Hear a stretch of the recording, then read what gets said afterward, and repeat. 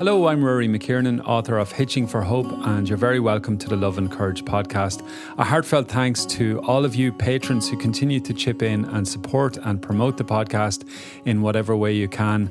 Thanks as always to everyone who supported the launch of my wife Susan Quirke's debut album, which you can find on Bandcamp, Spotify, Apple Music and all those places if you haven't heard it already. More information at susanquirke.com, Quirke, susanquirke.com. And thanks as always to everyone who's supported my book, Hitching for Hope. And by the way, I've secured a few extra boxes of the book. So if you want some discounted signed copies of the book, bulk orders in particular, just email me info@hitchingforhope.com and we'll work out a good discount for you.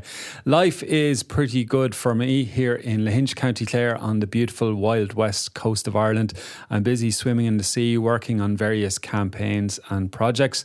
I managed to get a few trips in recent months, and my first post-lockdown visit was to the Áras in Dublin. They, at the invitation of none other than the President of Ireland, Michael D. Higgins, who invited me in to celebrate my book launch. And that invitation came a long time ago, but it wasn't possible due to COVID. So we finally made it happen, and I ended up having a great couple of hours chatting to the man himself about life, about social justice, about ecology, about hitchhiking, about his childhood, and so many more things. It was a really memorable afternoon. Very grateful for that he made it happen. I also got down to the Boris Festival of Writing and Ideas in County Carlow. Myself and author Christine Dwyer Hickey had a conversation on empathy, and the next day journalist Mary Fitzgerald interviewed myself and Moncon McGann, and it was a great experience just reconnecting with people, getting out and about after so much time online and so much time in lockdown. So more to that, more outings, more events, more community while people continue to stay safe and do what they can. At the moment, I'm also particularly busy studying and training in the area of counselling and psychotherapy. It's an area I've been passionate about for a long time, and I'm just keen to do more.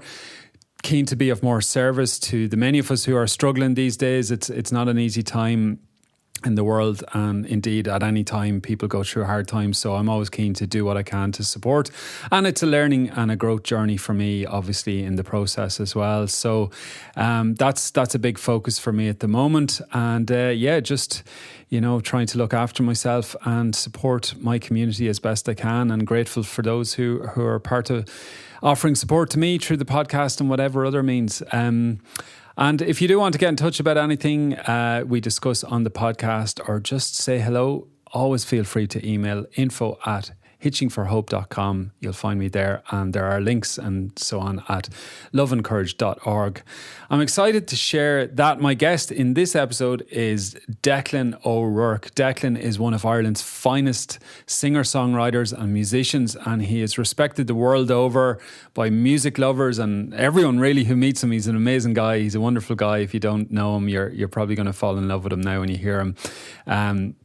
He's received praise for his music from the likes of John Prine and Paul Weller and other luminaries, and he's created 7 excellent albums, including the latest album, Arrivals, which I have to say is one of my favourite albums of recent years. It's a truly stunning piece of art for your ears, so do check that out. Declan is also a wise and informed voice when it comes to history and social issues, as evidenced in his 2017 album Chronicles of the Great Irish Famine, and continuing the theme of An Gorta Mór, the Great Hunger, and showing that he's a man of many talents. Declan is about to release his first book, a novel of historical fiction called The Pawnbroker's Reward. Declan is also about to get touring again with an Irish and a UK tour coming up, so be sure to check him out if you get a chance, and you can find out more about the tour, his albums, his music, his book over at declano'rourke.com, and you find him on social media. It was a real honour to get to spend time with Declan at his home near Kinvara recently, and it was my first Love and Courage podcast conversation that wasn't on Zoom for quite some time. I've had fun doing the Zoom conversations and will continue to do them.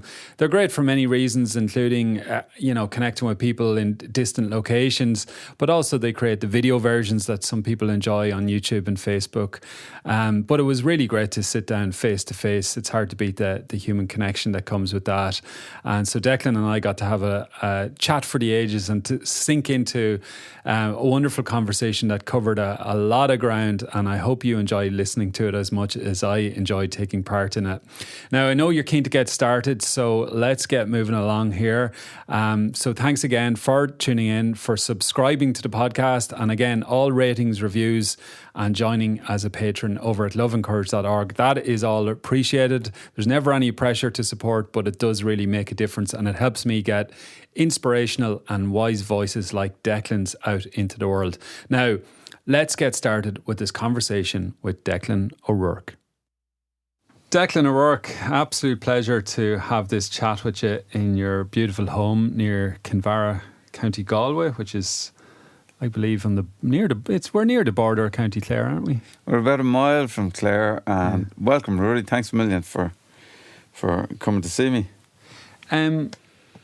What about this notion of borders? Like, do you have a sense that when you cross, is there any line like welcome to County Clare there? It's like, I'm always, because I grew up in the border of County Cavan, County Monaghan, and then the border of the north as well. But, you know, at one point there were military checkpoints on that border. The Monaghan border was a trickier one too, but what do you feel different when you walk into County Clare, Declan?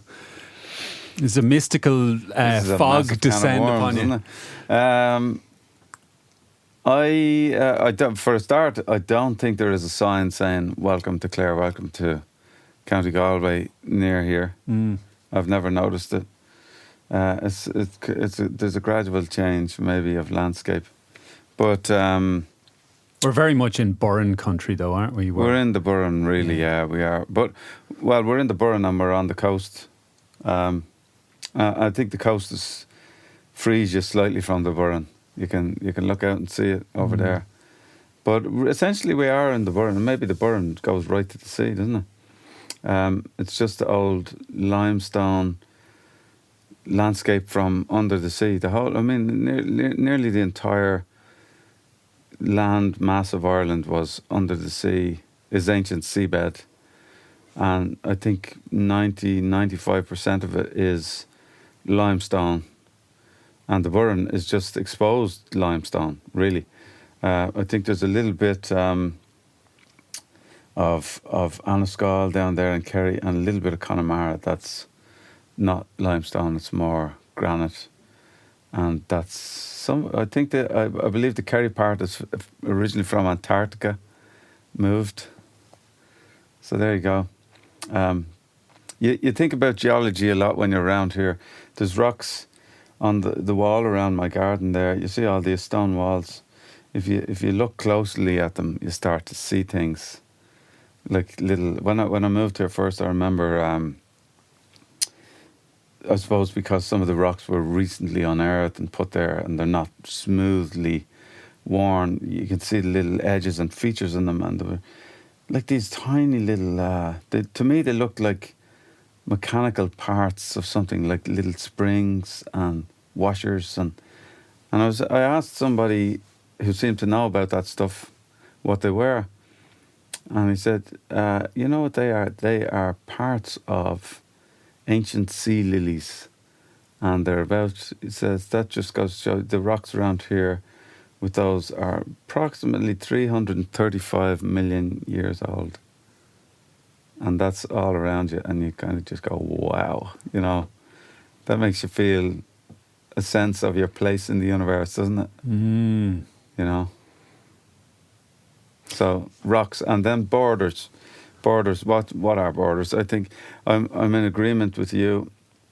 I think that borders are very dangerous things, and they're man-made, and, you know, I've said it in my lyrics before as well. I think, but I think, you know, anything that people create that creates a difference between them and other people, flags, borders, essentially even languages, but anything that you can use to say those people are different to us gives groups of people justification to treat other people differently. And, you know, in a very, very almost maybe too convenient way, it's very easy to say that I I think if we spent more time concentrating on what we have in common, the world would be a much better place rather than things that separate us. Absolutely. And I think the ultimate manifestation of that logic, if you could call it a logic, which I don't believe it is war. And, as the song goes, war, what is it good for? Nothing, absolutely nothing. Yeah. But you have a song in your new album that kind of speaks to that as well. Can you tell me where that came from and just the general... Actually, very interestingly you say that, or have introduced it that way, because the whole thing was born... The song I think you're talking about, Have You Not Heard the War Is Over? Yeah. That came about, that was sparked when I drove through a checkpoint. Not a checkpoint, but essentially a modern day one. It was a toll booth, but in a way it's kind of a border. Just, I don't know, I was told how much it was and I paid it. And I was in England at the time, somewhere in the Midlands or something. But I just got a sense that the guy changed when he heard my voice. He heard my accent and it was a judgment, And I just kind of went, oh. And as I drove away, my brain just like talking to myself said, have you not heard the war is over, man? And I kind of heard it happening and I realised that you could, put a lot of things that are happening in the world into that basket in a way. And I wrote the song as I drove on down the motorway. Yeah. I think as well, just to take the baton there where you were talking about war, is that what drives people to draw those lines and separate is fear. It's all fear-based. It has to be, doesn't it? It's like, I don't want you to take what I have, and I want to protect my family from you and my tribe, or what have you. But it's all about the insular feeling of what we have or what we want, I feel. It feels very pertinent to this time on the planet when I suppose there's a lot of uncertainty as to what the future holds and perhaps a kind of a clamouring for territory and resources and identity. It's a dangerous time in some ways, but it depends what way we look at it then, because it could also be an exciting time if we chose to look at it a different way. Yeah, I agree. I've been saying for years, quoting that Chinese maxim or old phrase that says, it's supposed to be a blessing actually, isn't it? May you live in interesting times. And I've been saying, surely that's more of a curse than a blessing. If you want to really damn someone's life, you say, may you live in interesting times, Throughout history, I'm sure the people who lived in the more interesting times had more troubles. But, when it comes to this particular time that we're in, I think for a while we have sensed, I certainly have, that we've been living in almost like a little paradise in terms of course, there's lots of problems in the world, but if you look at the things throughout history leading up to this point, wars, and epidemics and what have you, and diseases, and we've been in, and I'll be very specific, us in the 1% and the Western part of culture and what have you, we've been living it fairly easy for a while. And I've thought, surely something is coming at some stage. We're very lucky, but, we've been living in relatively peaceful times throughout this current era, generations, decades. And along comes this. Now, I think, for me, it's been very interesting because the wheels haven't fallen off. You know, we all expect, and we're kind of taught by capitalist culture and stuff, that you must work, and if you stop, you know, you're gonna fall into financial ruin, and your family's gonna die. Work, you slaves, you know. And it hasn't happened. You know, we've been, you know, you would expect that maybe after, because you hear those things after 3 days without, you know, without infrastructure, people would start fighting over the groceries. Mm-hmm. We're 2 years into this now, near enough.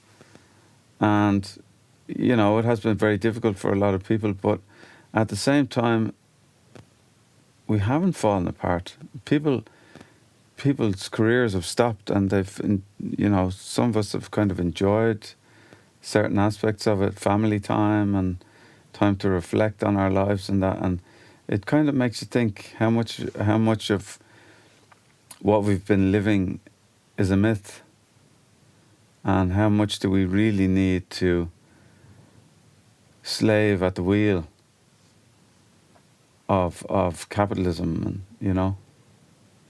And so I think you're right. I think in a way perhaps it's very freeing, and there's a lot of potential of interesting things to take away from this. If it's okay to say that. So you can say whatever you want, Declan. No, absolutely. No, I'm just somebody said to me recently about an interview, because I often, listeners will know that, or regular listeners would know that I sometimes pause quite a bit after somebody says something, but it's not that I don't know what to say. I'm actually genuinely reflecting, you know, and good. Yeah. I have a tendency myself to stare at things when I'm talking. People often look behind themselves, say, "What's he looking at?" You know. He's looking. Well, they might think there's a ghost in the room.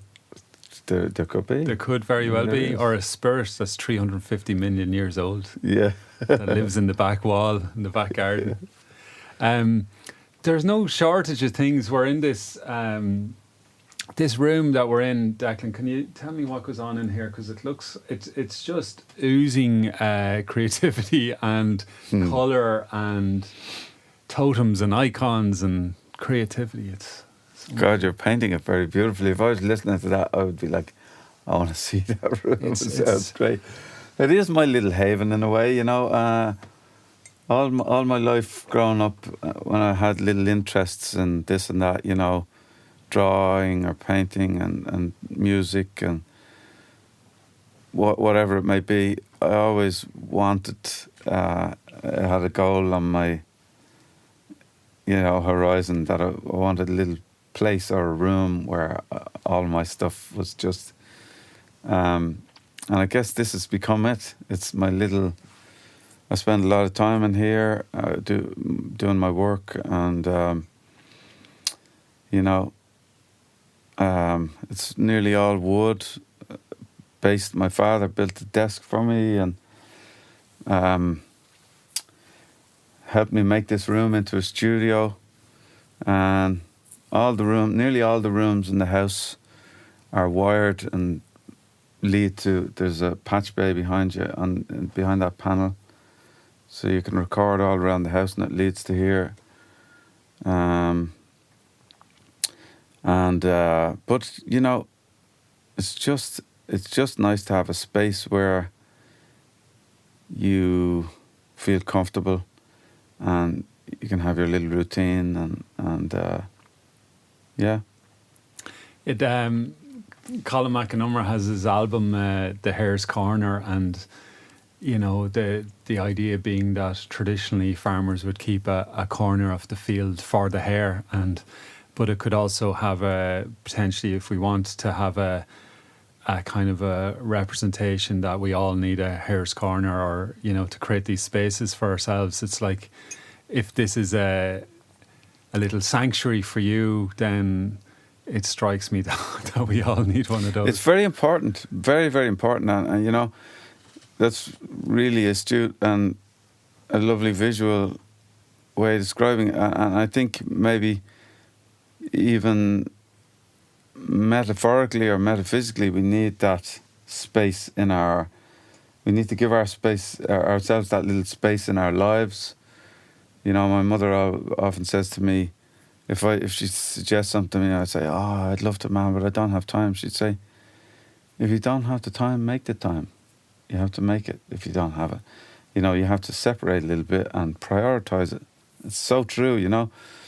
And a lot of the time we don't allow ourselves that. And a place like a room like this or the Harris Corner that people have is probably just a manifestation of that. But you don't necessarily need a room that's dedicated to it. You just need to allow yourself a little bit of time. I was somebody was asking my advice recently on wrote to me on one of, you know, Instagram or something and asked my advice on how to get started being creative or something like that, you know, because they had a creative leaning and how do you turn it into, and you know, the answer that I gave was that you have to feed the muse. Like and you know, maybe that sounds a bit grand or whatever, but like it's just a simple way of looking at it. You have to give it time. You have to give your creativity or whatever it is you want to pursue is your muse, you know. Let's call it that as a representation. And you have to feed it, and you feed it with your time. If you don't set aside a bit of time or a bit of space for it, it'll just stay a dream or an idea, because you've got to sit down with it. And when you do that, and some people are afraid to, because they're afraid maybe it mightn't work. If, you know, I think I'm good at it, but if I actually sit down and try it, I might learn that actually I'm no good. And so they keep it there because it's still possible if you don't touch it. But at the same time, you're preventing it from being anything at that rate. So you must sit down with it and engage with it. And, you know, if you do that, something will happen. It's nearly impossible that it won't. If you sit down with it and try, something will happen. It may be bad to begin with. It may be something that you feel is terrible. But that's okay. You don't have to show anybody. And then you do it again. And you get better, and you get better. And the more you enjoy it, the more time you spend with it, the better it becomes. It has to get better. Simple as that. It strikes me that there's such a perceived deficiency of time, you know, that we've no time anymore, but there's the same amount of time there always was. Absolutely true. I'm going to quote my mother again. And she's very wise. She joined an orchestra recently, like a community orchestra, you know. And she was she's been in it now. My wife introduced her to it. My wife was the conductor, in Crumlin, in a big public school, St Agnes. Great program they have there, where they decided to give every student the opportunity to play an instrument, and then they extended it to the parents, and then they said anybody can join, you know. And they had like a 74-year-old man join the orchestra, and he said, I went to this school, and when I was 6 or 7 I wanted to play music, and they told me you'd never play music. You know, fascinating things like that. And he came back at 74, joined the orchestra, and leads a life gorgeous, you know. Anyway, so my mother picked up the violin at about 57 or something like that, and loves it, plays the violin most days of the week since, you know. But she had this lovely little insight one day where she was saying that she noticed that whenever, because they're learning to read music and they're looking at music on the paper, she said she noticed whenever they come up to a bar that had lots of notes in it, and these are all, you know, people on a similar level musically, you know, and what they tended to do was they tended to speed up with nervousness, which made it harder to fit all the notes in. You know, and it's the natural inclination you say, oh, I better play fast to get all these in. But the little thing she figured out was she was saying, but it doesn't make any sense because the composer wouldn't have ever put that many notes in the bar unless there was time to play them. So there's always time to play them, and there's no need to speed up. I thought that was beautiful, you know. If we use that for our lives, it would be lovely. Tell me more about your mother and particularly her influence on you growing up, if you're up for that. Yeah, absolutely. Well, what they say, somebody along the way said to me, your father and your mother give you two very fundamental sets of influence or instructions, and I've often wondered about that. I remember even when I was younger, I was a teenager, sitting on a bus or something, and asking myself, oh, how does that apply to me? What did my parents? And I even then, I think I categorised it quite, but, you know, and they'll both forgive me for anything I get wrong here, but it's kind of a black and white kind of portrayal of it. I would say my father made me ambitious, always kind of pushed me in a lovely way, encouraged me to be the best I could be at anything I ever wanted to do, and it gave me confidence in that way. You know, I just feel like I naturally inherited the confidence from him to try anything and to just go at it and feel good about it and enjoy it. And my mother is more introspective, certainly, and would maybe have taught me to make sure you don't hurt anyone along the way, and to think on a kind of a deep level about what you're doing. And I think that's, you know, to sum it up in a couple of lines, that's what I feel I got from them. It's great. It strikes me as like the Tao of the yin and yang. There's great balance in the action and the pause at the same time. Because if it's not action with awareness and contemplation, or informed by contemplation, then you can be essentially running around like a madman destroying the planet, which there are plenty of those. Absolutely, yeah.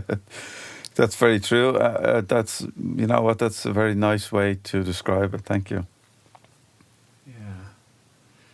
I suppose the challenge is for all of us to try and find and maintain that balance. It's not always easy to maintain it then, is it? Like, oh, big time. I think even things that you learn that are fundamental shifts in your thinking and awareness are things that life constantly challenges, and you have to learn them over and over sometimes, you know, until they become, you know, more dominant than your previous thinking. And awareness is a constant thing, isn't it? You know, it's not something that you win and, oh yeah, I got that one now, it's in my pocket. It's not. And it's a constant stripping of layers and getting deeper, and maybe you can infinitely explore and mine in that area. I certainly don't feel that I've conquered anything, or I have a long way to go, you know. Long way to go, but you can only just keep challenging yourself and try to be aware, and you know, try to be a better person, and you know. I'm sensing that I mean, it in some ways it can't not feed into the music, you know, because you can't separate necessarily you from your music and your song. And I really had a clear sense of the latest album, Arrivals, being an arrival of you, you know, and but I suppose we're always arriving and we're always taking off at the same time. But it was like, whoa, this is a power statement. I'm not saying that you were trying to make a statement, but it felt like something big was landing here. Certainly for me as a listener, and many others I know. I actually bumped into my wife's aunt there in Kinvara. She's on her holidays from Dublin. And she said, "Oh, you look busy." I said, "I have to go. I'm interviewing Declan O'Rourke." And he said, "I was just listening to him this morning." But all around Ireland right now and all around the world, people are listening to you. And that's up to them what they do with that and how they interpret it. But I'm kind of going off script or gone off on one here. But yeah, I don't know. Just maybe talk to me about how the album has been for you in releasing it, and is there a sense of like a new era or a new part of you, or is it like a milestone, or how do you situate the album in your life? I'm processing everything you said there, and thank you, because it was very complimentary. I think yes and no to a lot of things there. I think I liked your opening thing that we are always arriving and departing as well. And I think, in a sense, an arrival is a departure as well. I've noticed a lot of these conflicts, if you like, recently. Maybe not so much conflict, but coinciding of things, meanings. I even thought to myself recently, I almost tricked myself into thinking that I'd like to see myself more as a transmitter than a receiver. And I say that because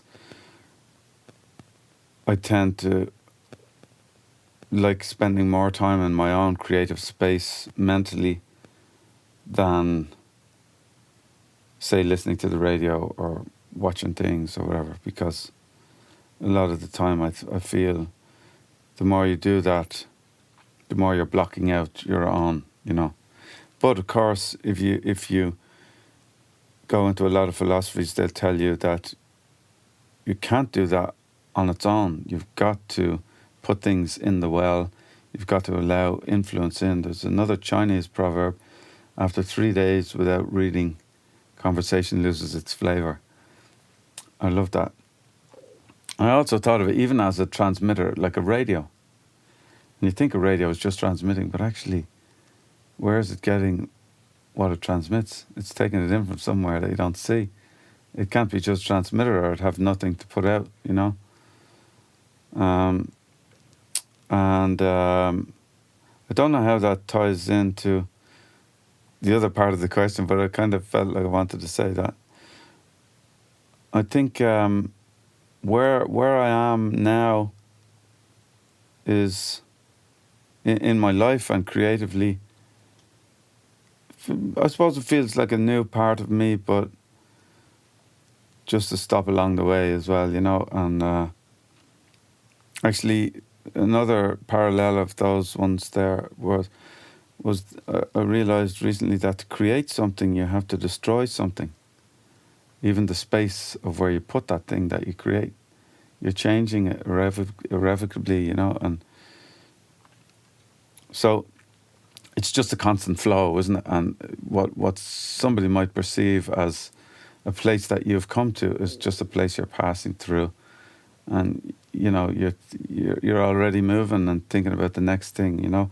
And as much as those songs feel nice to me and lovely to me, and they were very enjoyable to write and to record and to muse over, they're kind of past me now, you know.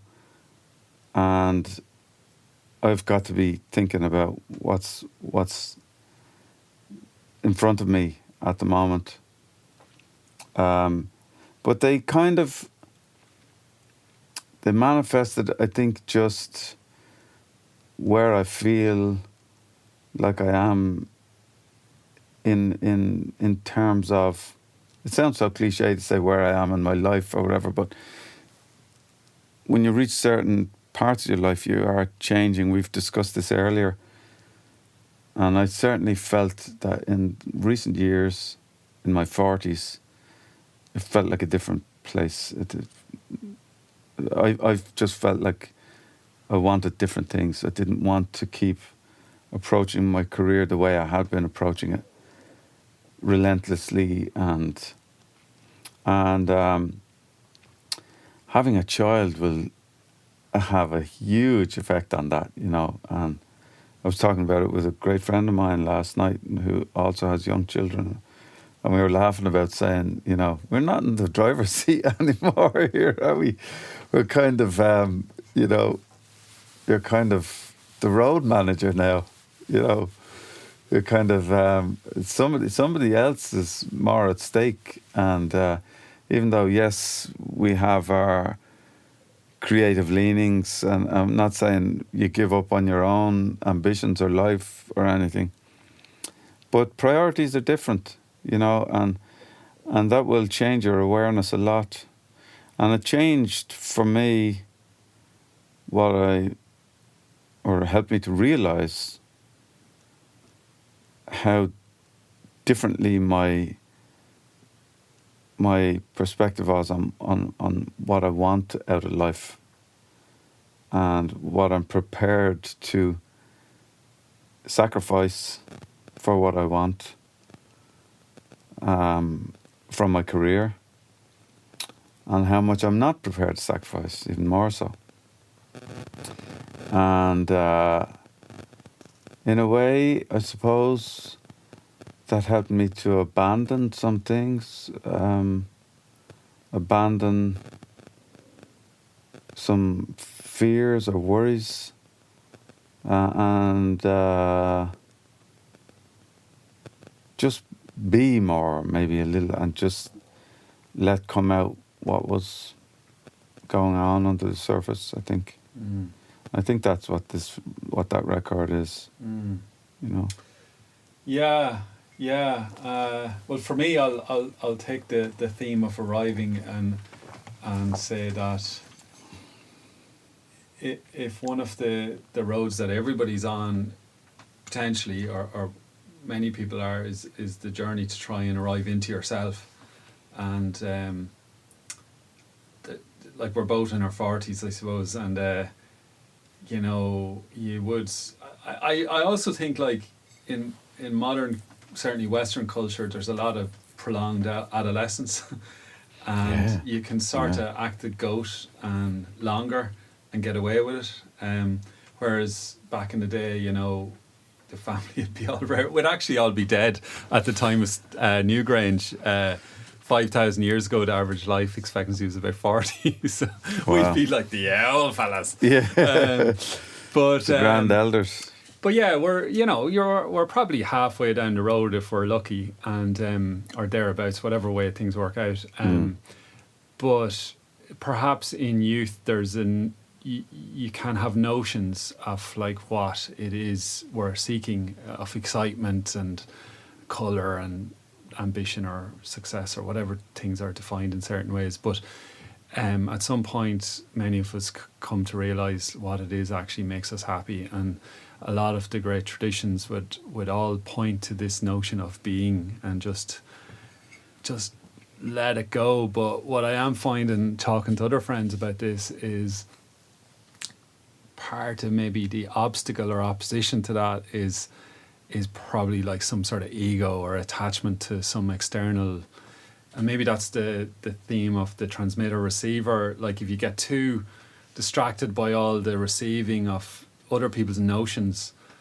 Anyway, once again I'm mixing a lot of things up here, but it's something for me about like the ego getting a bit of a taming or reducing or dissolving, that you can just settle into yourself. And you see this a lot with older people that just know who they are and what they're about, and they don't need to they don't need to pretend anything. And it's cool to something see. to aspire to, isn't it? It's cool, like. Like you talked about Peggy Seeger earlier. Yeah, I was talking about seeing Peggy Seeger. Would she be a good example of that now? She would. She doesn't give two fecks, and maybe she gives one feck, and everyone does to some extent. But you know, I saw her on stage. She's on one of the podcast archives. she's in her early 80s, performing, packed out, sold out crowd, touring around Britain and Ireland pre-COVID. And she's live streaming every Saturday then during the lockdowns, playing away on her piano, having the crack. Released an album during lockdown in her 80s. And there's Michael D, president, released a book at age 80. Noam Chomsky's going hard at 80. There's a few octogenarians, the Dalai Lama's in his 80s. Like, I don't know, like, there's sometimes you mentioned capitalism earlier, like, I think sometimes it creates this notion of when you hit 30, it's all downhill. Whereas that's what it makes us feel, doesn't it? Yeah, it doesn't. Like, what if it's all uphill? I don't mean uphill, but I mean, what if it just gets better if you choose it to? I think it would if you choose to. You know, and we did say this earlier too, in a different context, but your outlook is absolutely everything, isn't it? It's all about perception is reality. And that's maybe more of an external view of it, but what you believe is your reality, really, isn't it? We were talking about John Sheehan. Yeah, another octogenarian. Another first solo album at age 80. Yeah. Another first. Is that man is just full of firsts and many. Surprises. And can you talk about John a little bit if you're into it? No problem. Yeah, he seems to be a good friend of yours, or at least you pop up together a lot. And you see that for you'll have to walk around that. But see the carving. Yeah, there's a powerful wooden carving here behind me. I say that guy is guarding the studio and supervising what goes on here. But John carved that for me. From a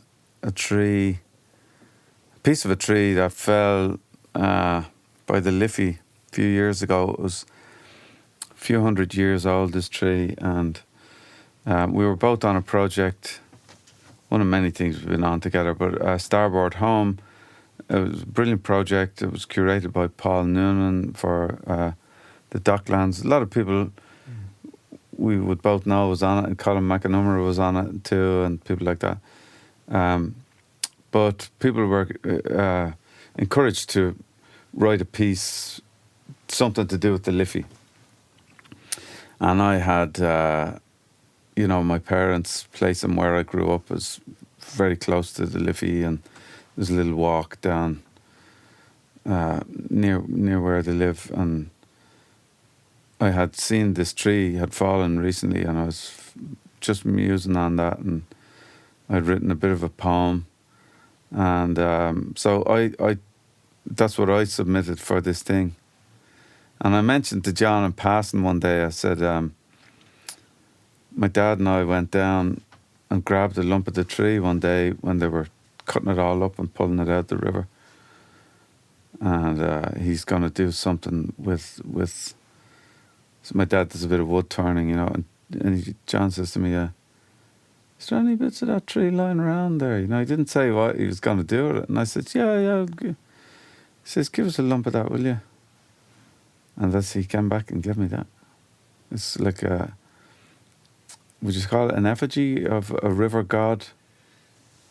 It's like one of the faces you see on the stone bridges. That was what inspired it. It's kind of he's sort of like he's more than a wizard. He's and he's smiling too. Yeah. By the way, for anyone that is listening, that John Sheehan of the Dubliners fame, for anyone that doesn't know him. Who doesn't know John Sheehan? There could be someone who randomly was looking up a different podcast and stumbled into the wrong room. And they're like, who are these lads?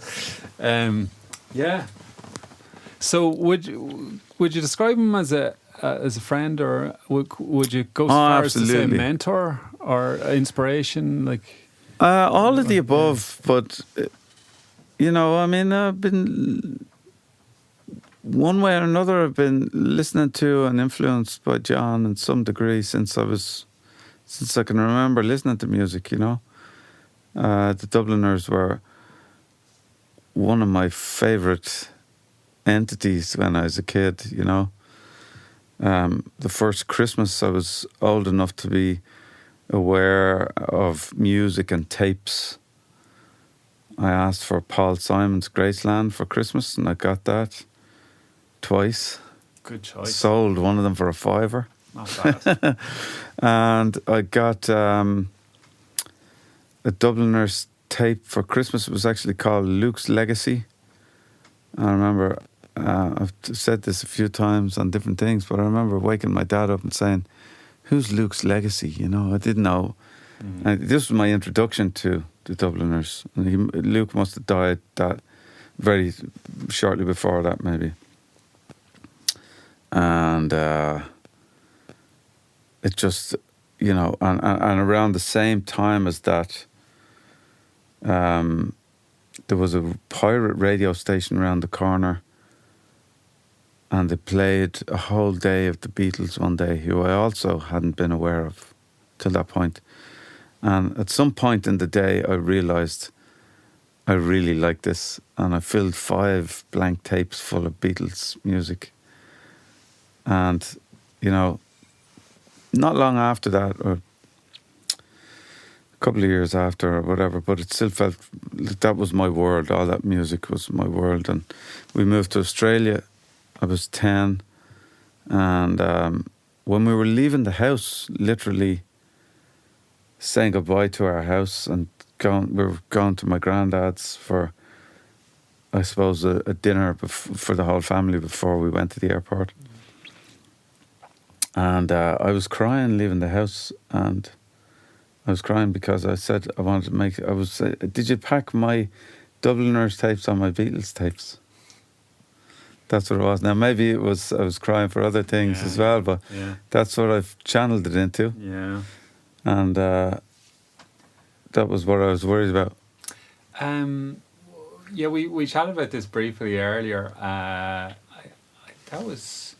was it 1987 you went to Australia? That's right, yeah. Because my family, we emigrated to Australia in 1989, and we both could end up Aussies. We were on the Australian continent at the same time then. Yeah. Well, but we ended up boomeranged back anyway for whatever. We boomeranged, yeah. Nice one. Yeah, it's funny all the crisscrossing that goes on and the influences then. And what did it do for you, let me ask you? Oh, we're doing one of these. Well, I knew the question that was coming, but I'm going to ask it to you because you've had the same experience.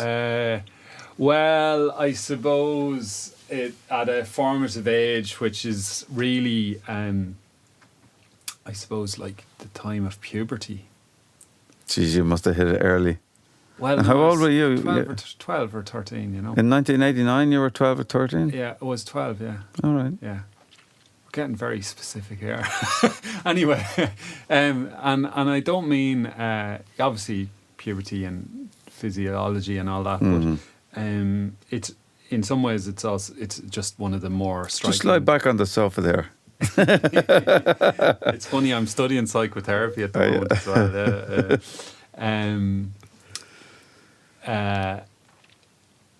It's just such a formative time of your life, isn't it?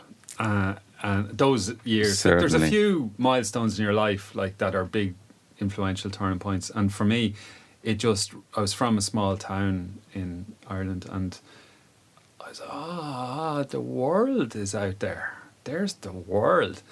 And to be honest with you, I haven't been able to settle since, really, which is an amazing thing in that it gives me loads of curiosity and adventure and possibilities. But it's a mixed blessing as well. Like, sometimes I'm like, would you just kind of relax there? Yeah, I can identify with a lot of what you're saying, yeah. Yeah, like, you know, there's people that haven't really ever left their parish and they're perfectly content in themselves and they do know what's going on in the world or whatever. But I love that idea that we're on this floating spaceship planet and it's, you know, the saying, the world is your oyster, like it's full of possibilities and You don't need to be confined by geography. On the other hand, COVID has been a blessing in, obviously a curse in some ways, a blessing in others. And one of them for me, it's the longest time in over 20 years I've been on this landmass, which is probably true for you and many others, like that I haven't left the island. Do you know? Yeah, very true. I hadn't thought about that particular fact, but that is very true. I'd always be going somewhere, or any spare money I'd have would be travelling. Mind you, I did not miss that at all. No, I didn't miss it either. So there was a bit of a detox where I was fighting and resisting, going, feck, when will I get... And then I settled into it, and then I was arriving into myself. And even the 5 kilometre lockdown, I was going, if you can't be happy in 5 kilometres, then you can never be happy. You know? Like, I'm saying me. Yeah. So I kind of worked with it a lot. Maybe it was a little bit of facing yourself for a lot of people. Yeah. What happens when you take away all of the things that you can do to entertain yourself, all of the escape routes from yourself? How do you cope with that? And maybe you, listener, can ask yourself that question. Yeah. Well, I think the big thing is if we pull the plug on the internet. Oh, yeah. Imagine where would we be then? Well, that'd be interesting, wouldn't it? I mean, after we've become so dependent on it, we are becoming more and more increasingly dependent on it. Psychologically, anyway, you know. Now, it's an amazing thing for listening to podcasts and albums and all these things, but I noticed then I go for a walk, my default is to put something into my ears. And then I actually interviewed Ivor Brown, the famous, well, I suppose he's known as a psychiatrist and a maverick and an author and a musician, and but he's probably a shaman and all sorts of other things. And he was probably 90 when I interviewed, or well into his 80s actually. And he talked about going for a walk.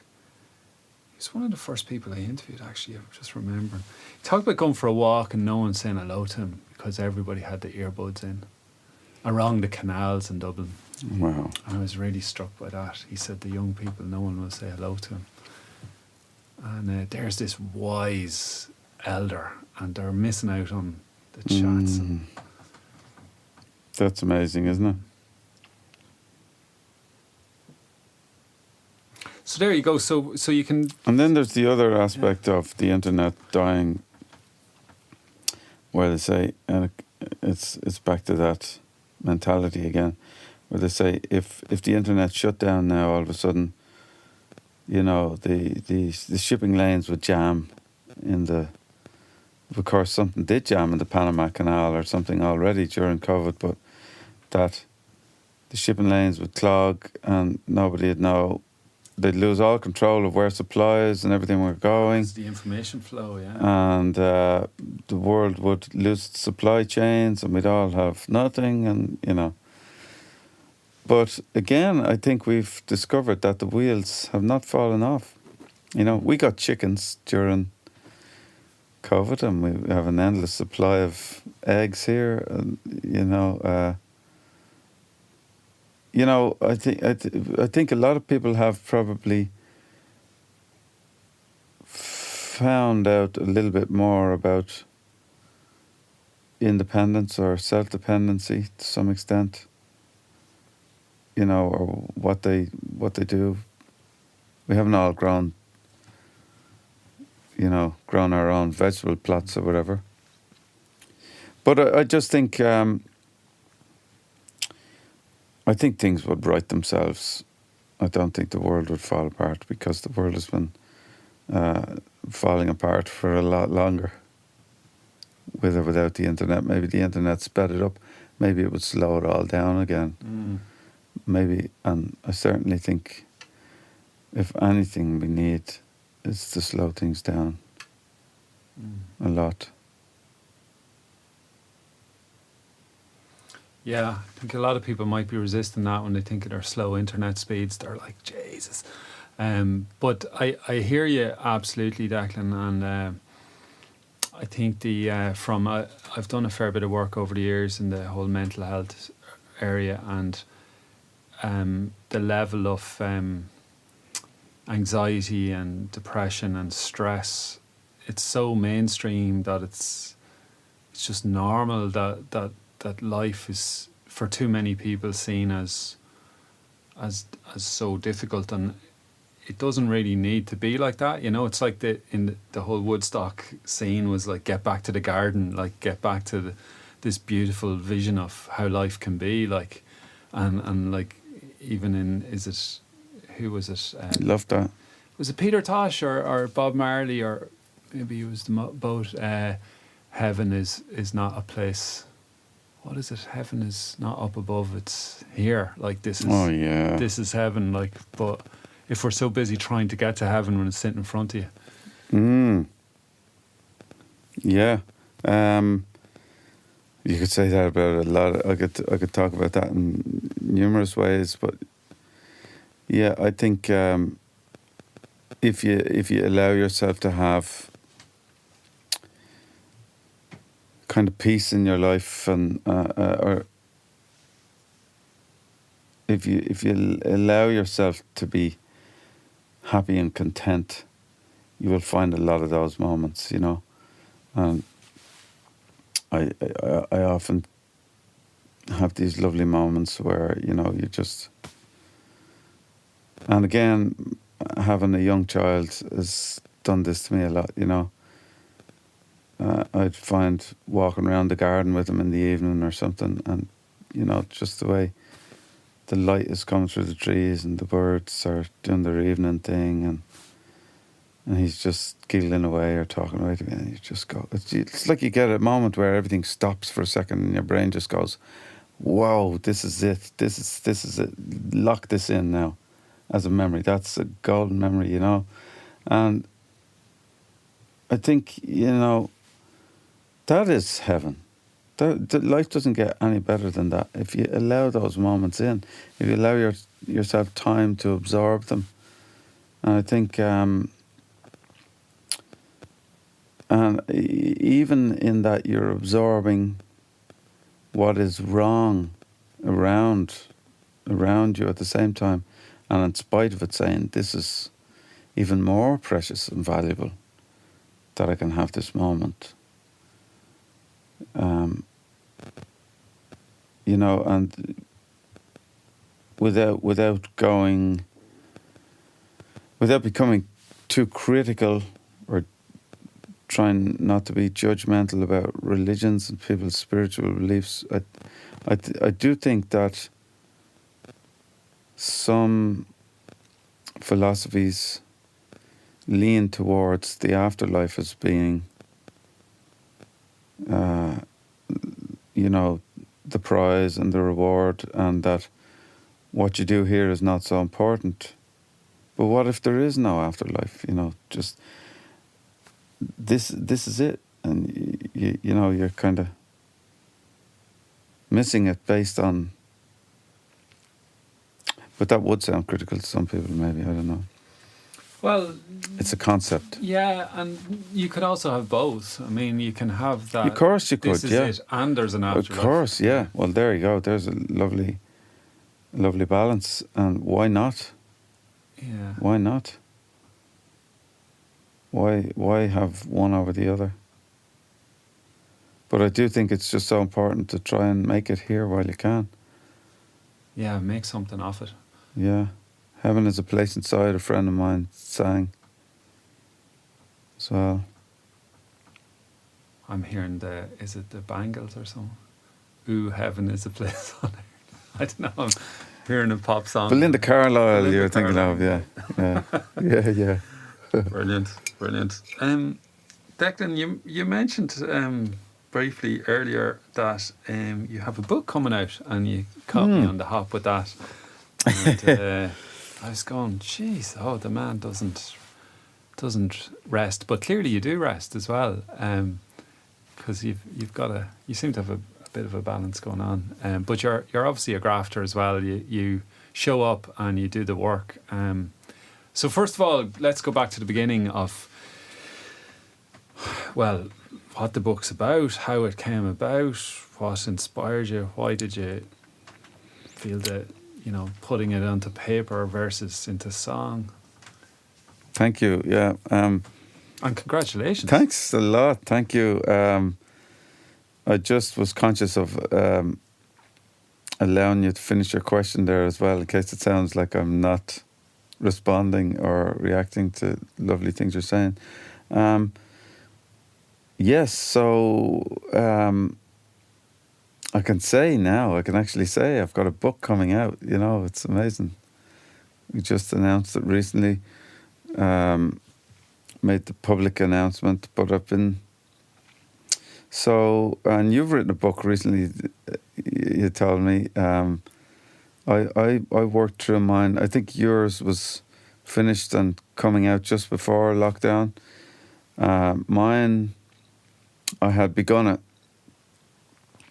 I think I first had discussions with... Basically, it came off the back of... I was approached by a lovely woman at Gill Publishers who had heard me, I suppose, talking about a collection of songs that I'd put out a few years ago. It was called Chronicles of the Great Irish Famine. And she basically said, we loved your passion for the subject and the knowledge that you built up on it, because I'd been reading about it for quite a number of years, maybe 15, 16 years before I had this collection of songs finished. Most of those books there are books about the famine, And so, I thought when I finished that record, after all that time, that was me parking that project, really. And very interestingly, two things happened. I got that communication from Nikki, her name is, lovely woman, and she invited me in to have a talk and see if I'd be interested in turning that same interest into book form in some way or another, And I'd interestingly just written a short story about a month before that, for the first time ever, a total unplanned accident. I actually woke up one morning here and I was brainstorming for a song. I had a memory of this old woman who used to live across the street from us when I was a kid, and lovely memories, and she used to send us to... She was kind of invalided. She had one of the... You remember them, you used to see them a lot, somebody with the big boot on one foot, kind of. And Mrs. Murphy was her name, lovely woman. But she'd be watching out her window, and if she saw you out playing, she'd send you to the shop. She'd ask you to go to the shop, and then she'd relentlessly keep sending you back. And she'd send you to the butcher's for a couple of chops and and you'd come back and she'd say, no, bring them back around, tell them I want 2 lean chops, and your whole, you'd be trying to get to your friends for whatever, And it was very colourful, very, very colourful memories. And when I woke up that morning, I was just thinking about her. I hadn't thought about her for a long time. And I thought, God, to spend an hour in that woman's company now, when we used to run and hide from her, it'd be lovely to talk to her now, And so I started just scribbling, and I thought I'd turn it into a song, and I was just brainstorming. And, before I knew it, I'd been writing all day, and it was 20 or 30 pages, and I kept tidying it for a while. So if I hadn't had that experience when I got this phone call, I probably would have said no outright. I probably would have just said, that's not for me. I have no interest in that. But because I enjoy that so much, I had this nice little insight into what was maybe possible. And And that was lovely. And the other thing that happened was I'd had a concert in Skibbereen that summer 2018, and it was performing the songs with that band of that album, the material about the famine, and it was quite a big band. John Sheehan was a lovely guest member in it, and various friends. But after it, a series of events led me. This lovely man there, a priest, approached me after the concert. Pardon me, and he was intrigued about a certain song on the record that I'd played that night, and it was based in an area called Macroom in Cork, and he was asking me a couple of questions about it, and I had a couple of questions for him in return about the people who the song was about, and it was a young family that were kind of, their story was recorded by this is the only record of them. Was this man? His name was Padre O'Leary. He was a priest back in, he was born 1839, say, and lived very close to these people, and had memories of them. His father took them in for a few weeks or something in their stable, and so he recorded their story anyway and published it in his memoirs in 1915 in a book called Mushcale Féin, My Story.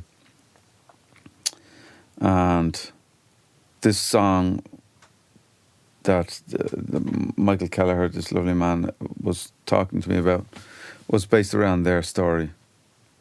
And the few lines that I had read about them that sparked my whole interest in this period of history, where it was on the opening page of a book that's there, The Workhouses of Ireland. To go back even further, my grandfather, who was from Kinbarra here, was born in a workhouse in Gort, and I learned that, my family learned that around 1999, 2000, something like that. And he died in 1980, so it was long after he was alive we found that out. But that made me curious. I'm going back further and further into this, but that made me curious about what a workhouse was. And I picked up this book a few months later. It was sometime in 2000. I was passing through Eason's, and I saw a whole pile of books in one of those bargain bins, the Workhouses of Ireland, a £1 or something. I picked it up and said, "There's my answer." I got on the bus on the way home, and on the first page, literally the opening page, he said, give a brief introduction. He said, in this book, even though I started talking about facts and figures and administration, he said, slowly I started to come across real people, He gave a couple of examples. He said, the man who carried his wife home from the workhouse mile after weary mile and was found the next morning dead with his wife's feet held to his chest as if he'd been trying to warm them. It was just like, just so moving and profound. And I really, as a young writer, I was looking for things to sink my teeth into, and I felt like I'd just hit on something. It was like a gold vein of, but I was like, why don't we know about this? Why didn't I learn the story in school? It's so powerful. Why doesn't everybody in Ireland know the story?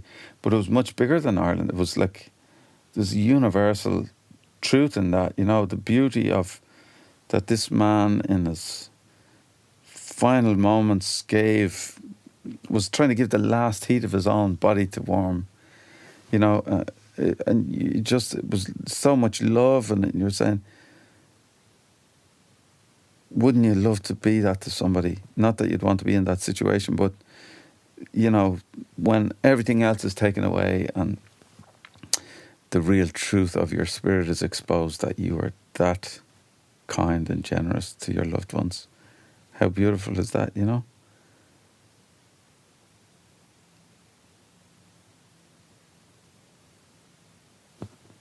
I just found it so moving, and I wanted to write about it. I wanted to share that, turn it into something.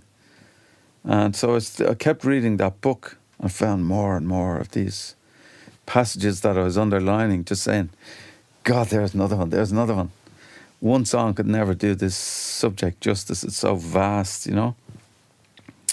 And so years and years later, anyway, the conversation with that man after the concert in Skibbereen led me the next day or the day after to see, which I never thought in 15 years talking about it and singing about it, I didn't think anything would exist. But he made a phone call and to his cousin spoke to somebody else, they spoke to somebody else, and a couple of days later we were in a car travelling into the rural country area, and brought me to the ruins of their cottage, the remains of the cottage where that happened. And, you know, I was like, this is not finished with me, you know. And I had just been asked to, would I be interested in writing a book? And so all these things came together, and, you know, I had so many possibilities of what I could do, but eventually I just kept getting pulled down that into those people's story. And essentially that forms the basis of the book. And so it comes out in October, and it's called The Pawnbroker's Reward. And I spent most of lockdown here, 7 days a week. Every day I locked myself into this room for a few hours. And, you know, a lot before that too, obviously, because I've been chipping away at it really for like 3.5 years. But, you know, during lockdown was such a, for that purpose alone, it was a real gift. I in over 6 months, I didn't miss a single day, every day, 7 days a week. I was just so immersed in it. And my other career, my other hats would have never allowed that to happen. You know, just, it's so hard to keep a routine when you have to keep going. Anywhere you go to do a gig or an event, it knocks out a couple of days really packing and unpacking and travelling. And they really say you get paid for the travelling, not the bit where you're on stage is easy. That's the fun bit. It's all the other stuff that people don't see, the preparation and, you know.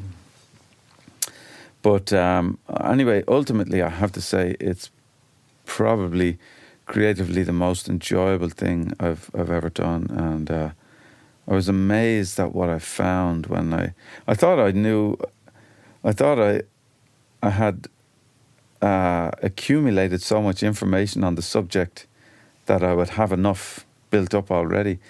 But I started again. I went down a whole new avenue. I mean, of course, the subject of the famine itself is so vast, you could never know it. You can only learn or explore it or touch it. But I was amazed at what I found. I always thought that this realm of history suffers from a real lack of information.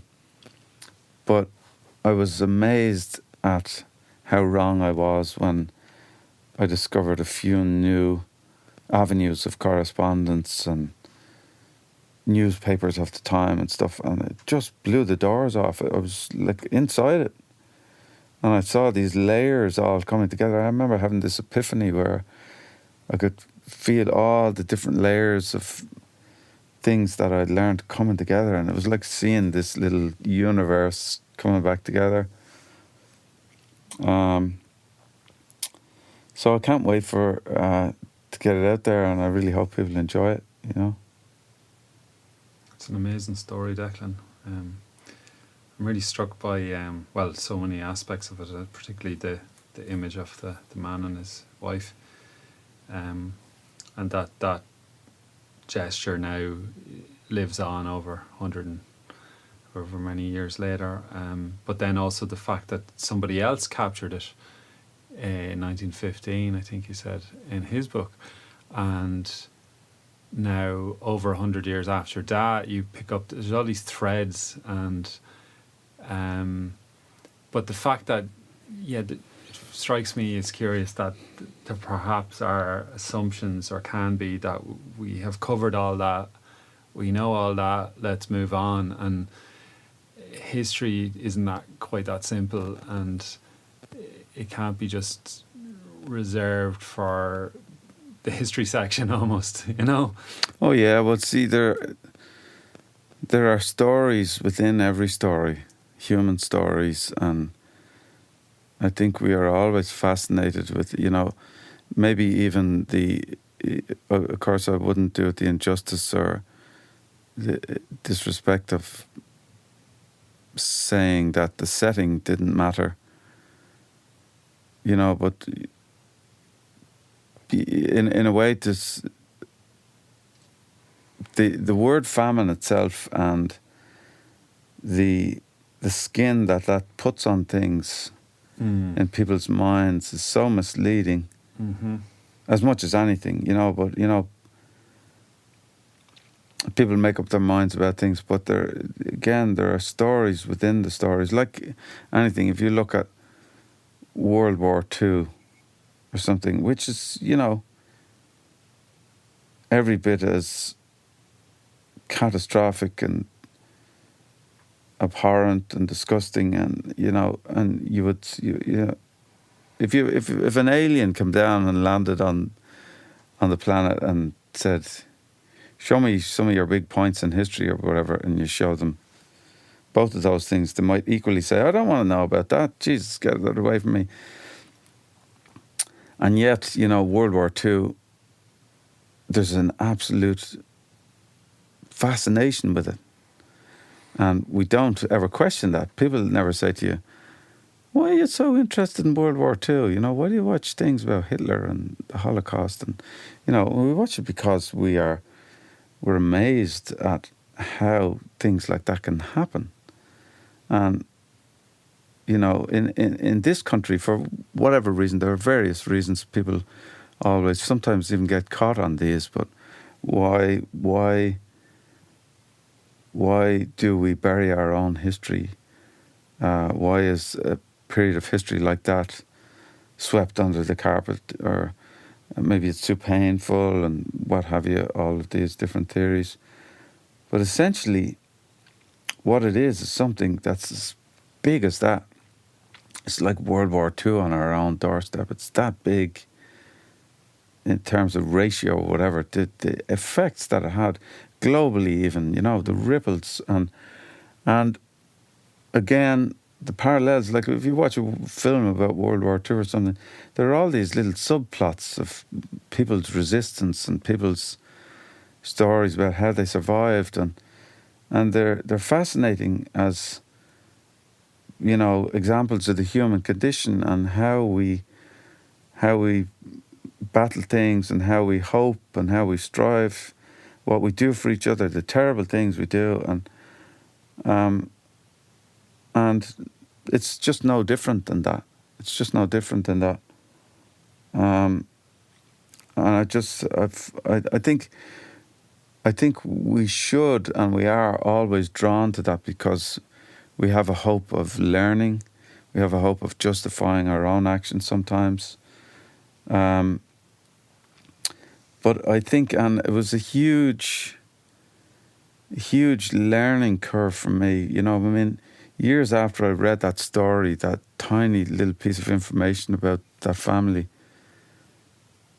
I was still trying to figure out, I'm able to say it to you now in a few lines, but I was still trying to figure out what was so powerful about that, why it was so moving. And, those things that I realised after a while, and I was able to admit that it was beautiful. It had beautiful beauty in it, and kindness and, humanity. But also what I learned and realised throughout the whole journey of exploring that family story was I unlocked for myself what empathy is through. It was just a kind of a discovery that happened upon me, and it's nothing that I'm sure many people haven't discovered along the way. But for me, it was my own personal discovery of what empathy was. That until you imagine yourself in that situation, you imagine they're your relatives, your family, your children. That's when you empathise. That's how we empathise, and it's how we learn about what we're emotionally capable of. I think I'm going a funny way about saying it, but that was a revelation for me. Yeah. The fact that you zoned in on two characters, well, they're more than characters, they're human beings that had names and lives and stories and family and relatives. And I think so often in matters of conflict and injustice, and whether it be Ireland or Gaza or Yemen or East Timor, we talk about countries and peoples and statistics. And until you boil it down to the human being, there's something in the heart that opens up. Then I think that we see they're like me. Exactly, it's a tiny fundamental thing, isn't it, that you can relate to. I remember my wife and I visited Auschwitz, and I think we both shared the experience that we were overwhelmed by, even while we were there, we found it hard to engage and to feel, because they were hitting us with all these figures, and, you know, also showing you, say, the piles of spectacles or the piles of shoes. And whereas that's almost a bombardment of so much information, it removes the singular feeling from it. It's very hard to relate to it. But when they show you a photograph of one face, and you realise that person came here on a train, then it becomes real, you know, because you can relate to that person and their experience. You can imagine, and I think, you know, it's then a distillation, and I think it's you can with a tiny drop of something, you can give the whole story even more powerfully than if you give every piece of information, which is sometimes too much to process. And I love the beauty of that simplicity, and I suppose the way that story hit me and made me feel was a proof of that long before I even had that thought, you know.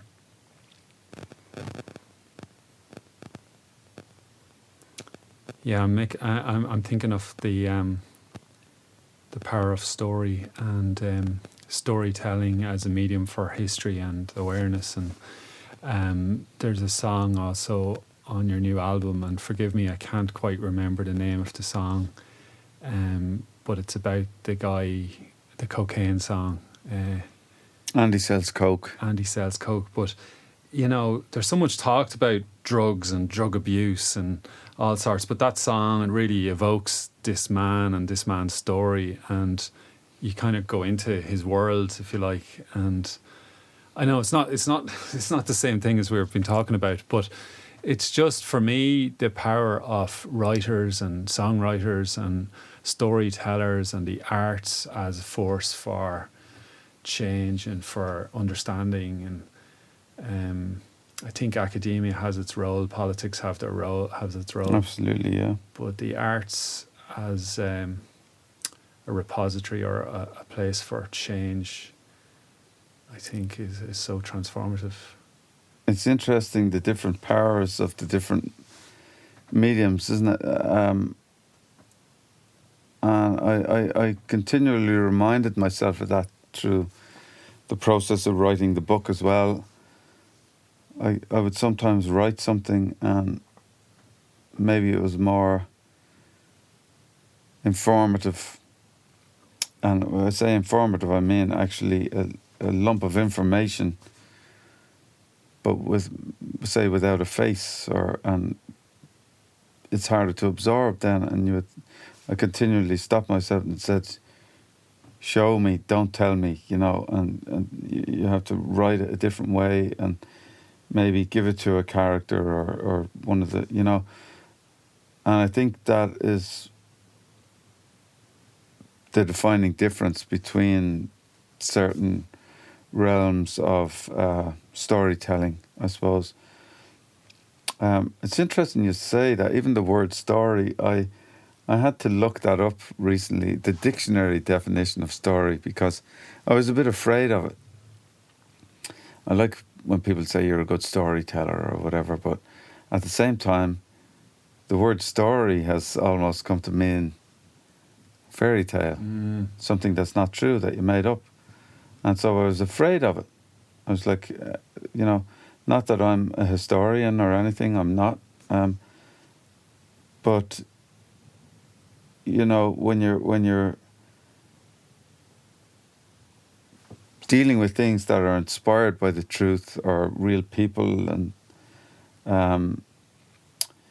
you want to do it as much justice as possible, and maybe even to call it a story, you feel like you're taking away from that or even misleading people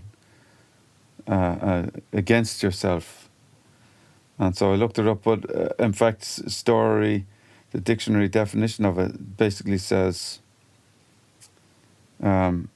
somebody's account of something that happened was one way. So it's not necessarily just a made-up thing. It's a story is somebody's version of the truth, I suppose. And in what we see as history, there are also multiple versions of the same history. Of course. And that it can be contested. Although even that statement could be contested as well, because that could get very problematic very easily. Very true. I know. And it's where does it end when you get into that realm? Because you're right, you could contest anything. And I sometimes question myself and say, why are you saying anything at all? Because, it's like the more you speak, the less you say. I think I'm going to take a vow of silence sometime. Well, your next book could be blank, Just call it a vow of silence. Everything I've learned so far into the void of emptiness. But there is something around that about the Tao Te Ching, and there is a lot about saying nothing. And but I think there's a time for saying nothing, and there's a time for actually saying something. Yeah, I love when you come across, and you talked about the wisdom of older people earlier. It doesn't necessarily have to be older people, but I love when you come across people, and they're, of course, they're usually people who've had a lot of experience and that, but it seems to come from, certainly in this country, people who live in rural areas, and there's a certain wisdom in the way they speak. And we come across people who can say so much in so few words. They can sum something up with just a little half twist of a sentence on the spot, and you just go, God, that is just so powerful. It's artful, isn't it? Oh, it's and the Shanfuckle has it in the Irish language, just these real. Yeah, there's books of wisdom. A lot of it in Irish, I'd imagine. I'm not a Gaeilgeoir myself. I'd love to be. I have loose intentions of, diving in at some stage. I've toyed with it a little bit, and I tried to get a little bit of it in my book, because some of the people I'm talking about were exclusively Irish speakers, But it is very true. I think in the native language, and in a lot of terms, to give credit, it probably comes from there. Some of the old phrases and things, there's a lot of wisdom in them. and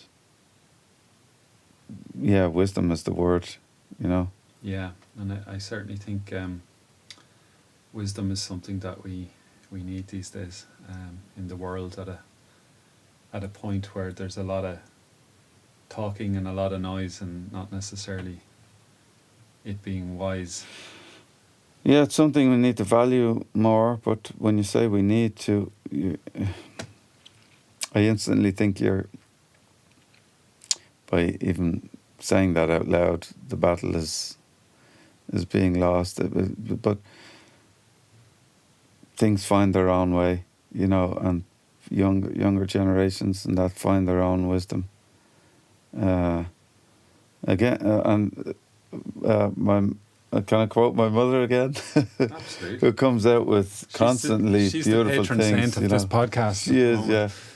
And she came out with a great one recently, and she's been, and it was basically that the river reaches the sea, whether broken by the mill wheel or not on the way. You know, something. I'm not saying it exactly right, but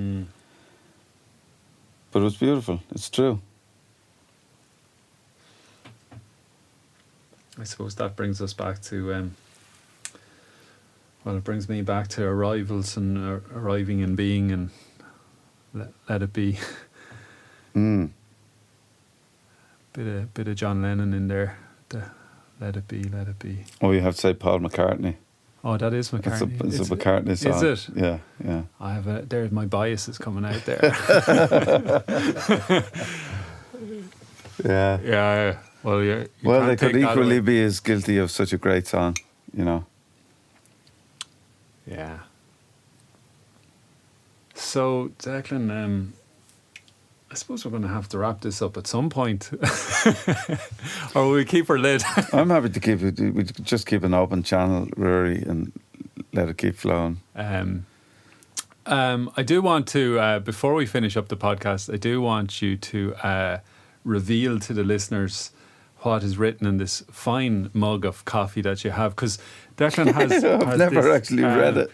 Oh, you've never read it? Well, this is going to be a drum roll moment for you. And so it's a giant, like almost a pint load of coffee, and there's a Grumpy from the Seven Dwarfs. Is he the Seven Dwarfs? That's right, yeah, it is Grumpy. That's the one thing I have read. And, okay, tell me what else is on it. It says, warning, do not agitate. Do not ask dopey questions. I should have read this to you before we started. I saw it, don't worry, I saw it. Do not expect a happy response. Failure to comply with these instructions may cause facial cramping, stomach pain, body convulsions, watery eyes, and crow's feet. So I read that before we started. Did you? I saw it. I was like, jeez, I better not ask him dopey questions. The amount of times I have sipped from this fountain of whatever you name your poison to be, and I've never read that. Isn't that amazing? Gas. I don't even know where I got this mug, and I inherited it or stole it from my parents' house or something. It's a fine mug. Maybe getting on the road one time and it seemed aptly big, but it has served me well every single day. This and another mug I had, the other one broke just quite recently, but they served me in alternation all the way through the book. Oh, yeah. Daily. Yeah. They were my little ritual, you know.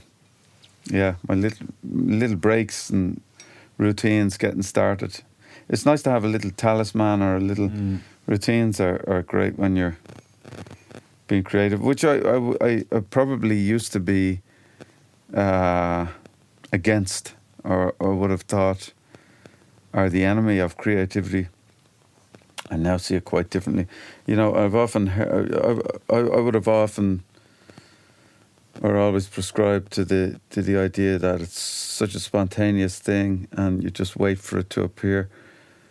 But I've read and heard various things along the way that countered that, you know. A lovely one that, you know, you have a tap there, but you have to turn it on, you know, so you have to engage with it. It's the same with when we were talking about you have got to sit down.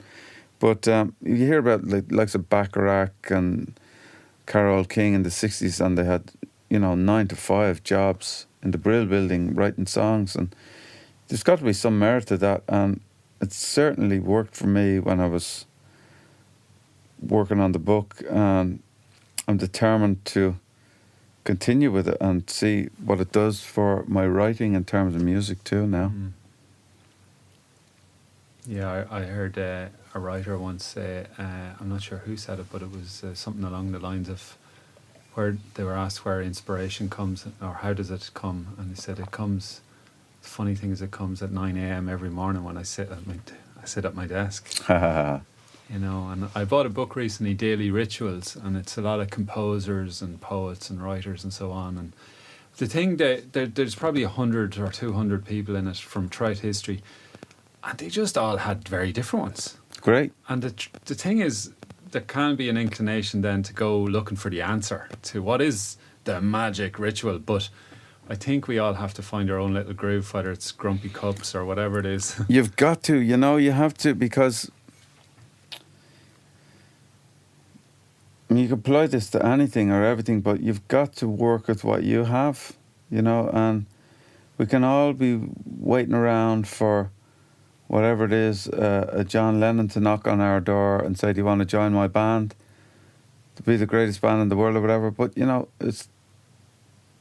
that's not going to happen. But your own John Lennon might, or you know what I mean? Mm.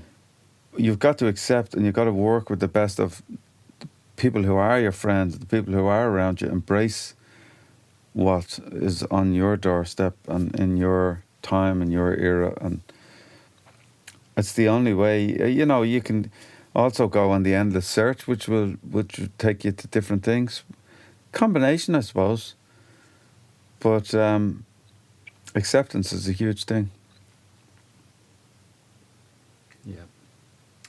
So Declan, remind me the name of the book again, or remind listeners, and so they can go out and buy it in bulk. I think it's going to make a nice stocking filler, I hope, for Christmas coming up. Yeah, but it comes out October 29th, so far as I'm aware. Yeah. That date could change. And the name again? The Pawnbroker's Reward. Great. And the album is available through all streaming platforms that don't pay the artist very well at all, so order direct or wherever. You can order through my website, which will actually take you to the best postal thing according to where you are actually in the world. You can choose where you're buying from, and it'll help you get the cheapest postage, because in the post-Brexit world it can vary greatly. Yeah, and so buying the music direct in that way can also presumably put more bread on the table to keep you fed while you we hope make so more music, we hope so, yeah. Write more books and keep on keeping on. Absolutely. So thank you, Declan. I've really, really enjoyed this, and thank you for welcoming me into your home as I lose my ability to express myself. And thanks to all the listeners, and I hope you enjoyed listening to Declan. And thanks again. I'm looking forward to the book. Oh, thanks and the so tour. much. You're on tour at some point in the near future. Yeah, well, we've got I've got a UK tour booked in November, which will be the first thing, because they're slightly ahead in terms of opening things up. An Irish tour in March. That's the set dates at the moment. They're the dates that are going on sale. And the Irish one culminates in Vicar Street on 13th of March. And, we hope they go ahead. If they don't, we'll kick the can a little further. But looking forward to getting back out there and actually singing into people's ears and, having that interaction. Roll on the live music. Big time. Thanks a million, Rory. Real pleasure too. I very much enjoyed that, and thanks for the lovely discussions and questions and thoughts. Thanks again, Gorta Mór. Hello, Rory here again. A huge thanks to Declan for that wonderful conversation and to you for listening. Be sure to check out Declan's music, touring dates and book information over at declano'rourke.com. Also, please help others find this episode by sending them a link, by mentioning it on social media, by subscribing to the podcast and by leaving ratings and reviews.